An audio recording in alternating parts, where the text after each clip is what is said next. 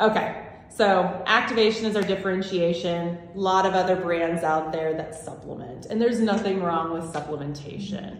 Your body will have depletions as it grows older or as it faces stress, and you do need to reverse those. But if you don't go to the source and fix what's wrong, then it's going to be a short-term Band-Aid fix. And so our whole focus is long-term health by going to the root of what's wrong, what the source of what's either been upregulated or downregulated.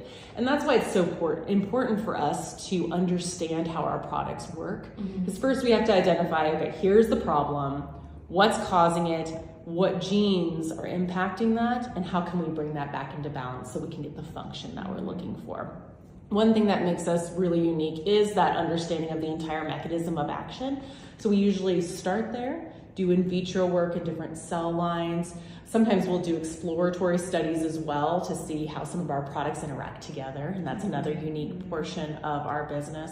And then we follow it with actually trying it in individuals. So we'll do kind of an in vitro, in vivo, human clinical route before we launch. So we have 5 different things that we have to check the boxes of before we actually launch a product, and Julie's very stringent on it. So if I don't check one of the boxes with my team, it's pushed back. Okay. So first we have to show that it's an activator, or it's an activator support product. So it's because sometimes you have something like a multivitamin and you need those micronutrients to be able to fuel these different processes because our diet has gaps. So sometimes there is that place. Like a reset? Exactly, the rise, and so those multivitamins there, and like vitamin D and all those different pieces that are needed for those processes to work well. So it has to check one of those boxes. Then it has to be proven. So we have to have the whole lead up of all the research. If we don't have that prior to launch, it's not launching. It also needs to be demonstrable. So there has to be something you can see, feel, or experience with the products, because it's so hard to tell a story if there's not some sort of transformation. It's not always going to be a visual transformation, but a lot of times it's going to be, maybe it's a blood work where you're seeing differences there, or maybe it's that you're able to run more now and not have that long time of recovery. And that's honestly how I've felt a lot of our products, is because I'm active in that way. When I'm on the products, I have faster recovery, and that makes a big life changer there, because I only have so much time to do the things, and I don't have time to be on the couch moaning and groaning because my muscles and joints are sore. So I need to move on to the next thing. I run and then I gotta go take girls dance. So that's part of the demonstrability. Delightful is another part of it. We want to make sure that it can easily fit into your routine and not be a drag to take. So we don't want something that tastes disgusting, something that's a horrible experience. We want it to be delightful. And that's actually exactly, which is a real thing. Like, it is. It takes something, you're like, oh, this is great, but like it makes me want to vomit. Well, exactly. You feel horrible, and then your quality of life goes down that way, and you're like, okay, and then you have to balance the benefits you're getting from the product versus the downsides of the product itself. So we need to make sure that we're not causing those downsides so that you can feel all the benefits without that. And then the last one is daily, and that's more just to fit into our subscription model. We want products that fit. You're taking daily, they fit into a month subscription so that it's easy to reorder. Because otherwise, if you're on something like every other month, it's easy to drop something out of your routine. So we have to check all 5 of those boxes to be able to launch a product. And she's, especially on the activation point, our team gets pushed very hard to make sure, is this unique? Have you proven it? Is it a clear story you can tell? And is it simple? And so that's really what makes us different, is that we go to the source, longer term fixes through the power of activation versus just supplementation. And so we've applied that to everything. And that's one of the things that's been incredibly interesting, especially as we approached skincare, is we started getting some questions. And we had skincare. We've had it for 13 years. And the way they approached it back then was they created a skincare system and they built it around Nerve 2. Because that was our bread and butter, that was our original activator, and it's a powerful product. So they said, okay, let's take the herbs that are in there, that blend, and apply it to skincare. And they had fantastic results, wonderful in vitro, wonderful clinicals on it. but those products had been around for 13 years. And so when I first came 2 years ago, we decided to embark upon a journey to really enhance it. And we kind of, our mantra was keep the best and up level the rest. So we kept that foundation of Nerf 2 that made us so different, and that was kind of our anthem, and then added complementary activations so that we could have more benefits and faster benefits. But it was so funny when we first said we were going to be working on skincare. People are like, wait, what? Are we becoming a skincare company now? And one of the things we had to talk about with everyone is, like, the skin is our largest organ. Like, we're approaching health organ by organ by organ because they all work together, interconnected. And so we can't ignore the largest organ. Yeah. And so that's how we approach it, is versus like skin beauty, because the skin beauty comes, but it's skin health. And it's the same approach we take with any of these products, and including our new products, is like focusing on the health aspect and the interconnectivity of all of the different systems and organs. So that's like the quick spiel. I had acne-prone skin. Yes. And was like very resistant to trying anything else because I used something that worked for 10 plus years. Yes. And I was like, And it's hard to change. Yes. And so I don't even understand how the skincare works. Like, I'm just like, how is this working on my acne-prone skin? And then also, like, you know, for sensitive skin, like, how does it work for every skin type? Like, how does it adapt? Yes. And so it came down to choosing of the different ingredients. So that's where some of the experience comes in. I've been doing this for a really long time, and I've played around with ingredient after ingredient after ingredient. And where I started my career was in sensitive skin. So I did sensitive skin formulating for 10 plus years. So I was like, okay, I know, and I have it myself. If I have any sort of reaction, you will immediately see bright red or breaking out. I do the exact same thing. And so I became my own guinea pig for lots of different ingredients. But really it was looking at what's available out there, understanding the safety data and the mechanism of action, and making sure that we get the benefits we're looking for without causing inflammation or irritation or blemishes or If acne. someone felt a little stinging on their like super sensitive skin, like they use like coconut oil and like super basic stuff, is there like a start here, like acclimation process that you would recommend? So what I always recommend, especially with starting new skincare, it's hard to jump in with an entire system, especially if you do have sensitive skin, because then you can't pinpoint if something is incompatible. So I always say, like, maybe start with a cleanser, because that's incredibly gentle. You get some gentle exfoliation, you'll start seeing some benefits, and then slowly add in one product by product. And then if you identify something that causes an issue, if it's just a little bit, you can potentially keep using it and see if that kind of subsides, if you build up your tolerance. If it keeps irritating, then you just set that one to the side and move on to the next product, and then build a system that fits for you. What we've seen with the vast majority of people is that the whole system will work, but there's always individuals that have very unique skin, and there's certain ingredients that they're just sensitive to that the whole population as a whole doesn't typically react to. And so then at that point, we're just like, customize, you have to do what's best for you. But I would suggest one product at a time, and at least give like at least a few days, but maybe a week in between adding new products. And then you can really observe your skin and see if you're experiencing anything. Then you can feel confident in your routine. So especially if you're paying good money for a routine and you really want it to work, you want to make sure that your skin is tolerant, and you want to introduce it in as easy of way for your skin to get used to it. Because I mean, if you shock the skin like any other organ, it could start freaking out. So easing it in is a good idea. But yeah, let's go ahead and just jump right into your questions. I want to make sure we tackle all of them. So I love the formulations because I'm a health coach. Oh, awesome. Okay, that's good to have some background. So, and also too, my gut issues. Yes. So I'm pretty particular on what's in the products. Like with food, I don't buy food that has maltodextrin. Yes. I think it's corn-based too, isn't it, in the form of a corn? Yes, it can come from corn. There can be other sources. We specifically use a non-GMO corn malto at this point.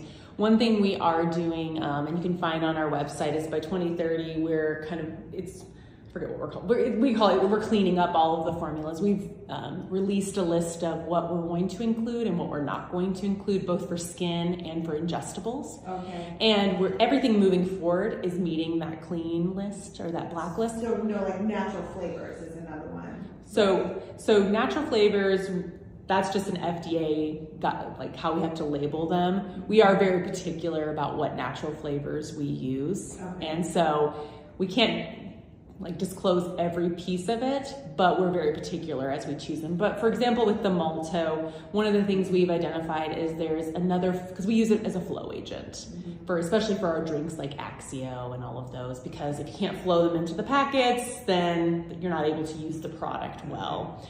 And you don't have that mixability into water. And if people can't get it in, then they're not gonna, then you don't have that delightful experience. Right. And so we actually found another ingredient that's a tapioca resistant fiber, which has like nice gut benefits anyways, because resistant means it gets down to the colon and feeds bacteria down there. And so there's additional health benefits, and it provides that flow that we need as far as functionality. Okay. And so we're actually in the process of working towards replacing our maltodextrin with that. Okay. It just comes to what's the right time, especially with like the new launch coming out, and we don't want to bombard everyone with too many things at once, because we've seen when we bombard people with too many things, everyone's like, oh my goodness, you are overwhelming my head. I don't know where to even start. It's going to be phases. Right. And so that will be, we're looking at potentially next year for that rollout, because that has been an ask for a while. Yeah. And so we're moving away from any intentionally added maltodextrin across the entire line. And so there'll be a plan to address all of the different formulas. That's great. Over the next, by 2030, but we're aggressively approaching it. Okay. So for someone that is an issue, what do you recommend now? Like Yeah. the type that you're using, or like how can you? Yeah, I mean, usually it depends on what their issue is, because I think what a lot of people see in research, it's like tens and 20s of grams amount of maltodextrin that's causing issues. And we're using as little as we can to be able to get the functionality while still keeping the fillers as minimal as possible. Because like technology is increasing, which is why we're moving to the new ones. But in the meantime, we do need to work with what we have. And so we've minimized it as much as we can. And so you would have to ingest way more than what we are suggesting per day to be able to get to a limit where you'd start experiencing some of these side effects. Because something we've seen is blood sugar, and maltos come up with that. And once again, that's maybe I think we decided in the literature it was about 15 to 20 grams per day could influence your blood sugar. We're down like not even a quarter of that. We're really low. And so you do need to consider everything else that you're doing in your diet. So if malto is something that's like, is something that will impact you and impact your gut, then you do need to be looking at holistically at everything you're doing. And so if you're eating clean pretty much the rest of your diet and you don't really have any other sources of malto, then this very small amount that's in our product is not going to be enough to food that exactly is filled with and if this is something that they're really passionate about, then that should be what they're doing anyways. So I think the message would be, look at how you can minimize your malto across the board. And then also the message of we're continuing to move forward as new replacements come out that won't compromise our efficacy, our quality, and experience. We're moving towards them. And that is a commitment.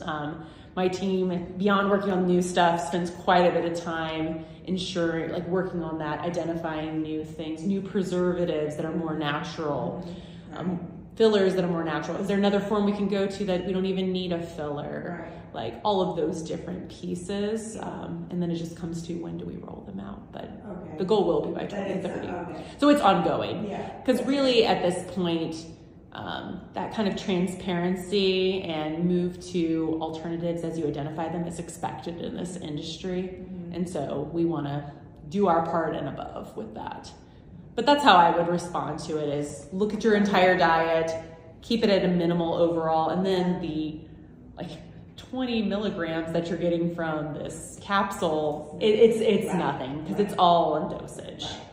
But if you're already getting a ton from your diet, then I mean, you're already experiencing any side effects that you're experiencing. Right. So that's what I would suggest. That's good. No, that's good. And then, what about any contraindications, like if somebody has asthma or like me with colitis? Is there Yes. things that, like, I don't know. You experience Yeah. Yeah, so gastro stuff. Yeah, I did a little bit. I had like a couple. yeah, Video. no, you're completely fine. That's what I have on the Protandim. And that's a smart idea of what to do. So kind of contraindications, because I am involved in the quality team that reviews every single, like any feedback we get. I actually get it from multiple sources. I get it through quality and I get it through our contact center. They have something called Voice of the Consumer, where any messages that get sent onto them get sent directly to me, and I see everything. And so one thing we do see with Protandim is that the biggest contraindication, and it's not big, like as far as instances, is gastrointestinal as you're getting used to it. So what we always suggest is start lower and then you can work your way up. Okay. Just so that, because you need to be able to take it and still live your life. Yeah. And so I think you did the exact right thing with Okay. that. What do you think is happening? Is it like just cleaning up? That is part of it, yes. Yeah, just different processes that are being turned back on or upregulated that your body's not used to, because our decline, as far as, so for Protandim Nerve 2, is that your antioxidant production's in decline. And it pretty much starts from the time you're in your 20s, like when you're at your peak, and then stress and age, it's just this downward hill. But it's sometimes it's gradual enough that you just don't even notice, but you end up at a really low place. And so as you're building everything back up, your whole body's getting used to all these processes working the way they should. And it's like, wait, we're not used to this. And so it has to readjust. And sometimes that shows itself in a little bit of discomfort, but then your body is like, okay, if we figured this out, it adjusts. If something ends up being long-term, then you want to make adjustments, but usually it ends up just being very short-term as your body's adjusting to it. Because kind of going back to our activation messages, what we're seeing as the source of a lot of these issues is downregulation of things such as your antioxidant protection. And so the stress and oxidative stress of the outside world is increasing because we're living in a world with just not the best food, pollution, etc., just not a clean world. And our own protections are going down. So it's just these competing changes. And so we just end up in this horrible place. And so it's all about bringing it back into balance. With our collagen, it's the same thing. Like from your 20s, your collagen's actually pretty steeply declining. And that's not only just impacting your skin, but it's your joints and all of those, like your gut health, your brain, because collagen's in all of your tissues. And so bringing that into balance by not only supplementation, because that's what everyone else is doing, they're trying to pick the best source of collagen that they can, but ours actually will activate your body's own natural collagen, and it will increase it by 100%. And it also reduces enzymes that will break down collagen. So we have activate, replenish, maintain is kind of our mantra for our collagen, because we're so much more than just a supplement. But what you see is at the source of a lot of all of our products, and the problems they're solving is something's depleting or something's increasing. So you can think, it's all brings back to that balance. And so that's why we never talk about anything just like turning something on or turning it off. In my mind, that's never healthy. Because if you turn something off, you're dead. If you turn something on, you don't want things to go out of control. So it's all about that balance. And that's what made Protandim Nerve 2 so special, is that because it's working, and our other activators, since it's working with your body's natural processes, your body's able to regulate it. So when it needs it, it turns on. When it doesn't need it, it turns off. So you're optimizing it without overloading it, which I think is incredibly important, because you'll get that response from some people being like, well, if I have this on all the time, will it cause this X, Y, and Z? And we're like, well, it doesn't. And we've shown that through our research is that it's pulsatile activation, which just means it turns on when it needs and it turns off when it needs it. So it's kind of like more of like sound dials. You can get a soundboard. You're adjusting it to where you need to get to that optimal level versus just going like a light switch on and off.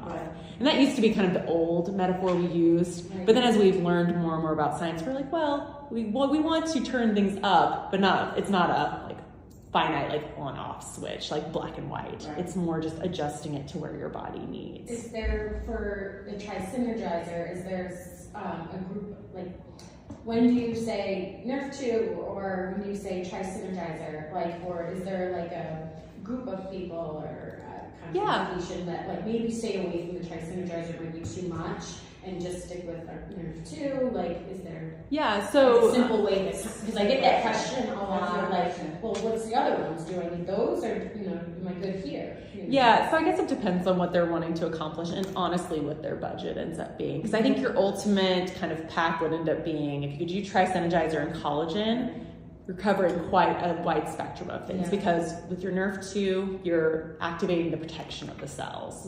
With Nerf 1, you're energizing the cells. And then with NAD, correct. Okay. And then NAD, you're cleaning out the cells. And that's kind of the whole pathway through SIR2, NAD, and then SIR2ins. But you're essentially cleaning it up so that it works more smoothly. So they all work through 3 different mechanisms of cellular health, and they have synergies. So we've shown that with the 3 of them, they each boost synergistically each of their own pathways. You get increased Nerf 2 production, like the whole pathway, Nerf 1 and NAD, and they work synergistically together. So essentially you're getting your best bang for your buck if you have all 3. And then we've seen the combination of Nerf 2 and collagen and that one actually was a really interesting discovery because a lot of people were on Nerf 2 and then collagen came out. And then we started hearing all of this feedback.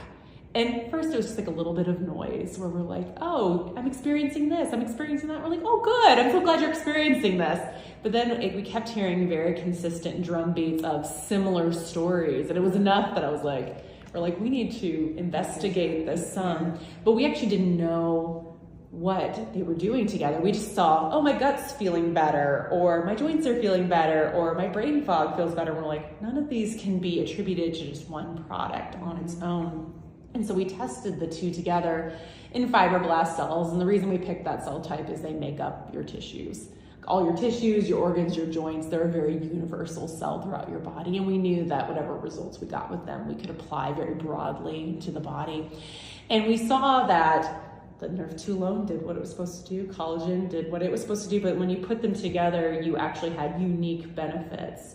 And we talk about it as breaking the cellular stress cycle. Because of everything our bodies are constantly being assaulted with, we constantly, our cells are in a constant state of stress. And so they're not being able to function optimally because they are constantly thinking they're under attack. They're just heightened and waiting for stress. And so essentially what these 2 products did was bring that back into balance. So your cells have the chance to face whatever stress they're facing, conquer it, and then repair and rejuvenate and get ready for the next stress. So they can be working the way they're supposed to. And once we saw that those markers were what was influenced by this combination, we're like, okay, well that explains joints. Because if you're not experiencing that heightened stress in your joints, then you're having repair. Same with gut. If you're not having that heightened stress, then everything's calmed and soothed and in balance. And same for every system.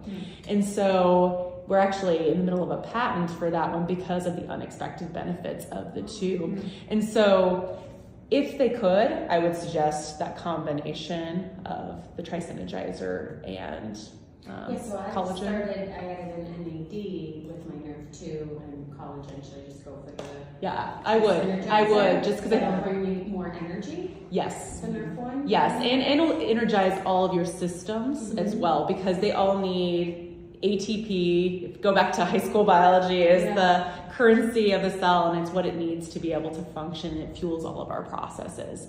And so if that's depleted, then your cells aren't running as optimally. So it will fuel your cells so that you end up getting optimal function. Yeah.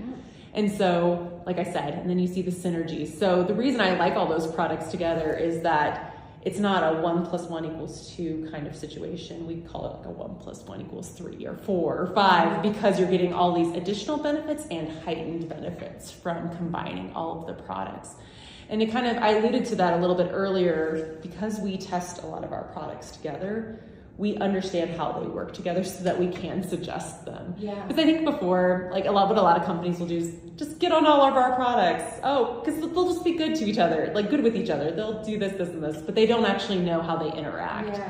And we actually put the time and energy into understanding how they do interact. So we can actually say, no, there's a reason to take all of these together, and here's this new benefit you get that you unlock with this. And so, yes, I would suggest adding the nerve one. But the long answer to that question. Yeah. Okay. Cool. Cool. What other questions can I help answer? That makes it easy too. Yeah, it does, where they're Especially nice for together. My boyfriend who's like, which one do I take? And No, it's just with my team, so I can answer any more questions you have. What else? The gum. Gums. Oh, as far as like inflammation and Yeah. so then it comes down to a dosage issue as well, because any gums that we use are just for stability to make sure we have that quality and shelf life, Yeah. and so the usage levels are incredibly small. Okay. So I think There's a lot of protein powders have it. Like, I don't know, these people are trying to slowly Get those go out. away from Yes. And it isn't a lot. And I like even going gluten free. There's gums. well, because they're trying to mimic the texture of everything, and so we use them minimally where we can. And I know another one that comes up quite a bit is carrageenan, and so that I actually wanted to answer because that one's come up quite a What's bit. in? So it's in the skincare. So it's in, and that's why it's going to be okay. And I'll explain why. Because carrageenan, I know in ingestibles has kind of a negative perception, and we don't use it. But for skincare, it's a generic label name for any kind of seaweed or any sort of plant from the ocean. And so the particular brown and red algae that we use in it's in True Renew and it's also in True Hydrate, was actually specifically chosen for skincare because it helps increase the natural moisturizing factors within your skin, your hyaluronic acid, your ceramides, etc. And it's a seaweed, and so that's the generic name we have to put on the label. But it was specifically actually created for skincare. It's an activator, and it has extensive safety. And it's not working through any of the same mechanisms that a carrageenan in ingestible. Yes. So just to go ahead and that's one we've gotten quite a bit. Because I don't touch that ever. Yes, and so we can't because of there's a nomenclature organization that dictates what we have to put on our label. So we have to label it as carrageenan, but that's when we've been explaining is we're like, no. Different, that's a broad category that includes a lot of things. And the ingredient that we're using in True Renew and True Hydrate is actually anti-inflammatory versus inflammatory, like they experience ingestibles. So just to know that as you see that on the label with those, it's in a very different category, and it's a brown-red algae. Okay. Yeah. And so it's just a generic name for explaining it. Yes. Because sometimes what raw material suppliers will do is they'll pick a very generic name to register something with the government because it's easier to get it approved and they don't have to go through so much red tape instead of coming up with a unique name like the Latin name for the plant. And so it works well for them because they can speed it through, but then for us, we have a generic name. Okay. And so any of our marketing materials that you see, it'll be the red-brown algae there, and you'll see all of the activating benefits that it has. So yes. Thank you. Oh yeah, no problem. And if you think of any additional ingredients that you have questions on, we have a product questions email, just product questions, and there's an S at the end at lifevantage.com. Okay. And so we answer all of those within a week. I actually sit down. So some of them our product marketing team answers if they're the basic ones, if they're the more intense ones, or if they're skincare. A lot of times they come over to me and I answer them once a week. And so you'll hear it directly. Correct. And so anything you have in there, send it. And it used to be a little bit longer turnaround, but we've tightened that sucker up to it's about a week that we turn around. Okay. And literally every Friday I sit down with my team and we walk through all of those Friday afternoon. So if you get it in before Friday afternoon, or if you send it on a Friday, you'll get an answer pretty quickly because that's when I'm sitting down and doing though. Okay. But yeah, please reach out with more as you think about